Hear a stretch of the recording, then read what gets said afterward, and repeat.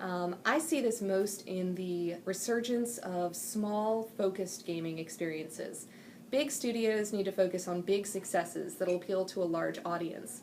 Indie studios are able to focus on a core gaming experience that might not appeal to everyone, but that does appeal to small groups of players in a really big way. And I think that we're seeing this resurgence of small, passionate communities around indie games because people are finding a unique gaming experience that they haven't seen in the AAAs lately.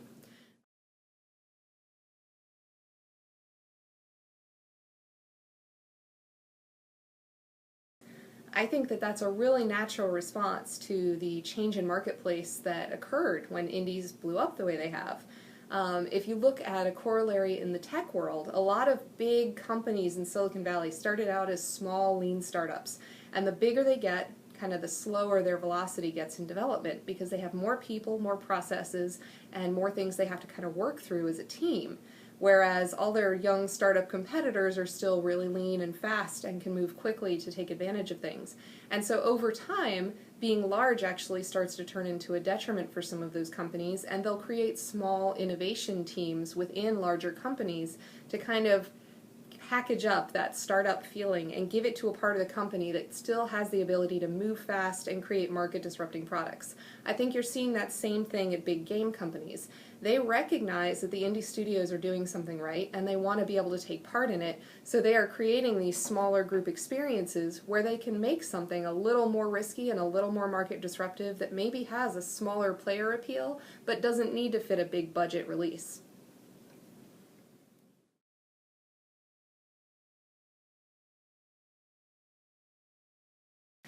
We sure do. So we met the team that runs Frog Dice games over at PAX East.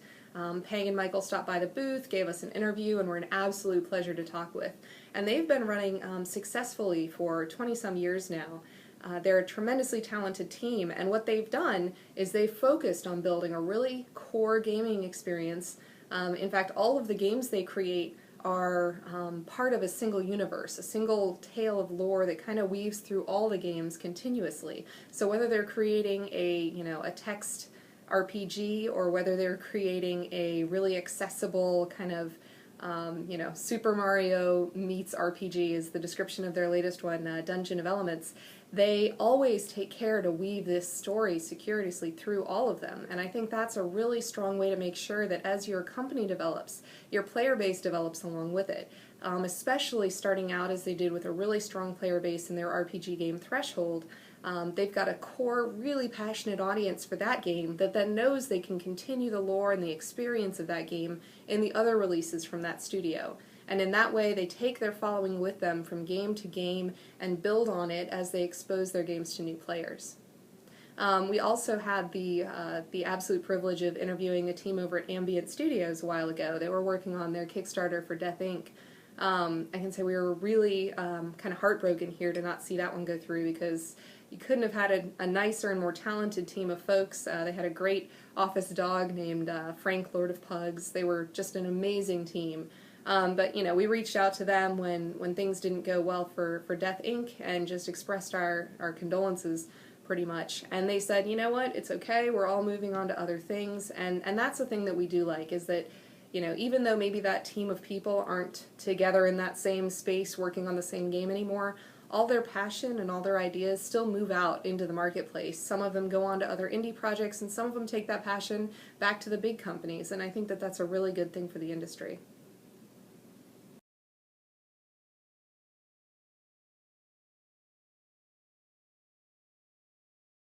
Well, I think digital distribution is just a fact. If you take a look at the way people are accessing their games now, it's a really natural thing to just go see if you can find it online instead of trucking out to the store.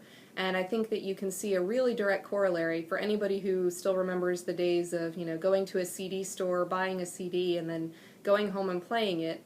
If you take a look at the current state of the kind of box store game industry, it looks very similar to the period right after MP3s became a big deal and when CDs started to get a little waffly. So I think what we're going to see is retailers that focus entirely on new release gaming in store.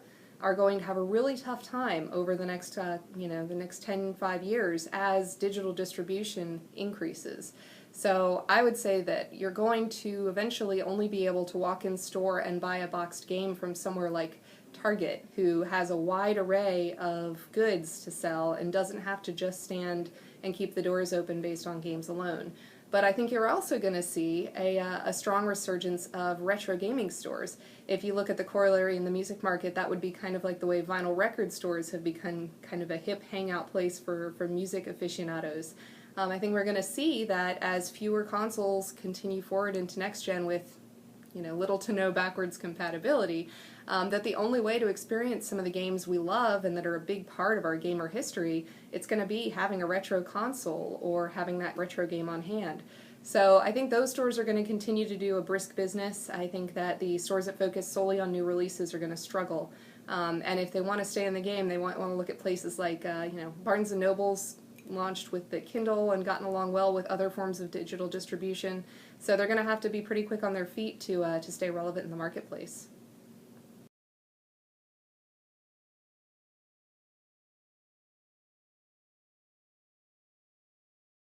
I think that's one of the things I'm most excited about working here at GameSkinny. So we know that it's really challenging for a traditional news outlet to cover all the indie games because there's so many of them, which is awesome. I mean, that is a great problem to have, but it is a real challenge for somebody with a limited team of reporters. The great part about GameSkinny being an open, collaborative journalism platform is that pretty much anybody can come in and tell the rest of the gaming world about a great new game.